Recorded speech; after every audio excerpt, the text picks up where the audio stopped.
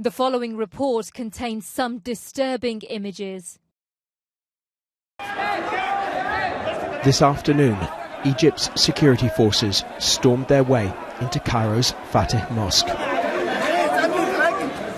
They wanted to take back every piece of ground occupied by their enemies. Officers used tear gas to force out the Islamist protesters hiding inside the building. BBC Arabic filmed these shots during the offensive. It's not clear who was firing. This is how it began. Overnight, Islamist demonstrators fled into the mosque after yesterday's clashes. Into the morning, the building became their refuge and fortress. From what we understand, there are still people inside that mosque. They've been there all night, and they're now surrounded by the riot police. Minutes later, we heard gunshots. We had to leave. Elsewhere in Egypt, we're now learning more about the extent of yesterday's fighting. These pictures are said to have been filmed in the northeastern city of Ismailia. We can't verify them independently, but checks suggest that they are genuine. A man in a grey t-shirt approaches the tanks with his arms extended.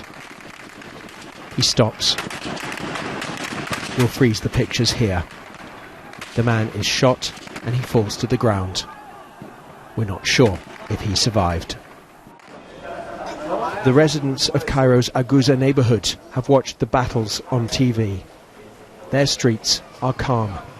Many here support the military. Umayma Mahmoud runs a clothes shop. There's destruction and shooting and people are dying everywhere. The curfew will protect people. In the past we could live safely. All the terrorists were hiding thanks to Mubarak. The Brotherhood marching here in Cairo yesterday was banned during the Mubarak years. Egypt's new authorities appear to share the Mubarak-era view. 6 weeks ago, they deposed the Islamist president, Mohamed Morsi.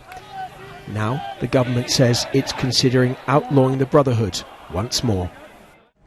There will be no reconciliation with those whose hands are covered in blood. There can be no reconciliation for anyone who has raised arms against the country, against its people. And tonight in Alexandria, the army enforces its curfew. The Egyptian state is keeping its soldiers on the streets.